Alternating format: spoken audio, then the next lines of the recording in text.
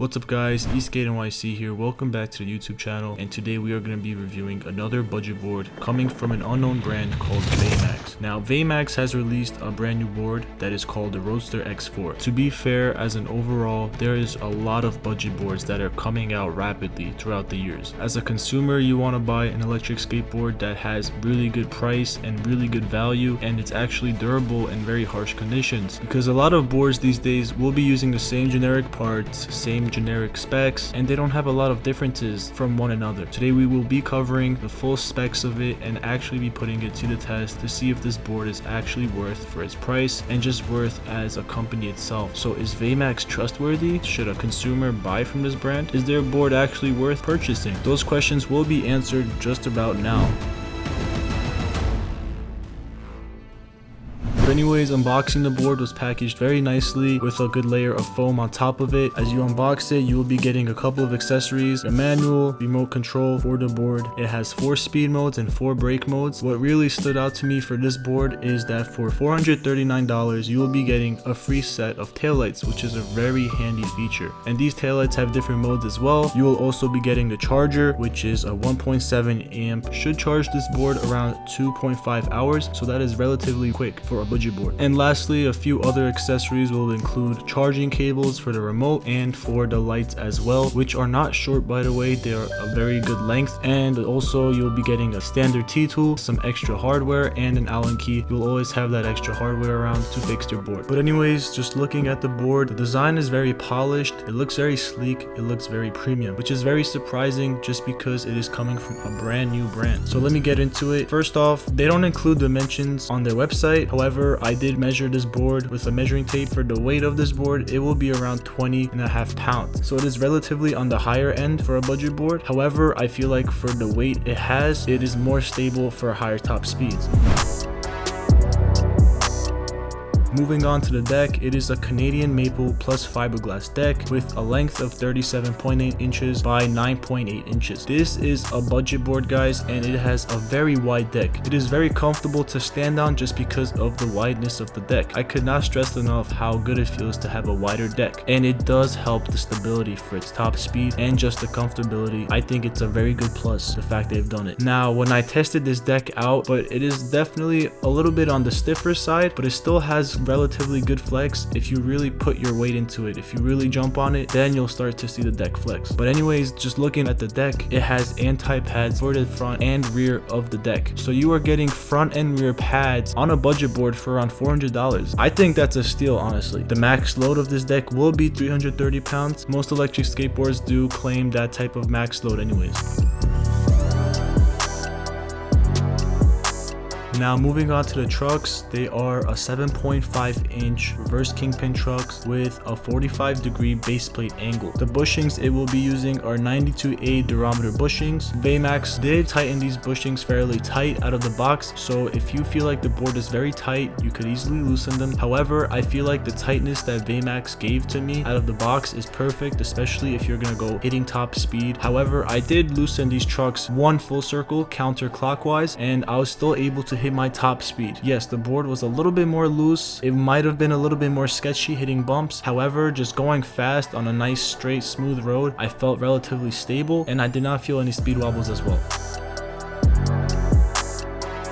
Moving on to the wheels, they will be using their jelly wheels, which is 105 by 65 millimeter 78A durometer. It has threading, it has the contact patch, so they are very large chunky wheels and they will absorb a lot, trust me. This board felt very comfortable riding on roads. It would be cooler if VeyMax could put clad wheels on this board. With the clad wheel donuts, I feel like it would be even better. However, the jelly wheels, they are good enough. When I did an off-road test with these jelly wheels, you are able to get some off-roading done on some light trails. However, if you do encounter mud or anything wet and slippery, don't be expecting these wheels to have any traction at all. Even though it has a little bit of thread, they are urethane wheels. The wheels will slide out eventually. I would mainly stick onto the streets with these wheels. moving this all aside, we're gonna move on with the main componentry. First, coming off with the battery. Now you could get two options, either the standard or the ER model. The standard model will be a 12S2P 216 watt hour using 18650 EVE cells. They're not very popular cells, but for a cheap, reliable budget board, these are the perfect cells to go with this board. A lot of other brands will be using the same configuration and the same cells as well. If you decide to get the ER model, you will be getting a 10S2P 288 watt hour using 21700 Samsung 40T cells. Definitely will have more reliability since it is a more top-notch cell, and you will be getting more range. Moving on to the motors, they will both be pushing 550 watts each, so it will be packing a lot of punch and actually have good braking performance. I tested this board out with speeds around 15 to 25 miles per hour, and the brakes are relatively strong for its wheel size and just the power it has. It will stop you not on a dime just because it's a hub motor, but it will stop you very soon as possible. Their remote will be a Lingy remote with an LED screen, like I mentioned, with the 4 speed modes and brake modes. What I was very satisfied about is that they changed the port to a USB-C port. The ESC it will be using is a LiFoc 8.0 ESC. The Lingy ESC is one of my favorite ESCs just because it has that push to start feature, and the motors will lock once you brake fully to 0 miles an hour and you can't move the board at all. So I definitely like those features on this ESC.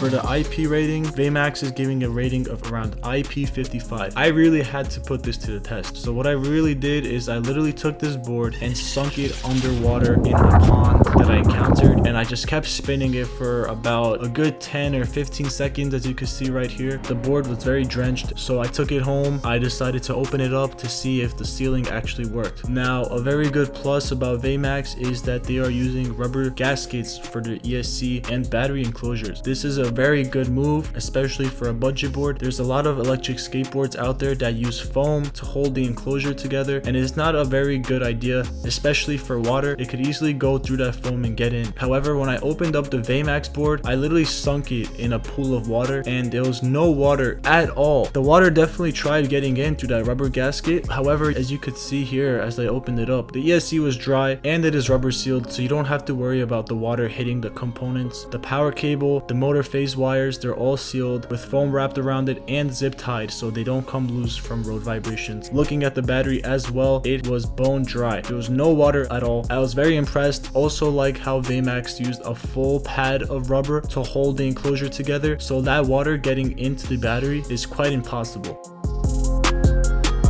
Top speed they claim is around 29 miles per hour. When I tested out this board, it was around 35 to 40 degrees Fahrenheit, and I was getting a top speed around 25, 26, 27 miles per hour the most. Now, everything could affect top speed, including the cold weather 100%. I wasn't able to hit 30 miles per hour. However, when I was going downhill, I definitely hit 30 miles an hour easily, no sweat at all. The range they claim is around 13 miles with the standard battery and 18 miles with the X4S. Realistically, out of these batteries, you will be getting around 8 to 12 miles in ideal conditions. If it's colder weather, realistically, you will be getting around 6 to 10 miles. If it's in freezing weather, if you do land on an X4S, you should be getting around 10 to 14 miles of range realistically. Lastly, for the customer support, VeyMax will be including a 6-month standard warranty where they will be delivering these boards ranging from the US to the UK to Europe to Australia and Canada. There shouldn't be a problem at all shipping it anywhere out there.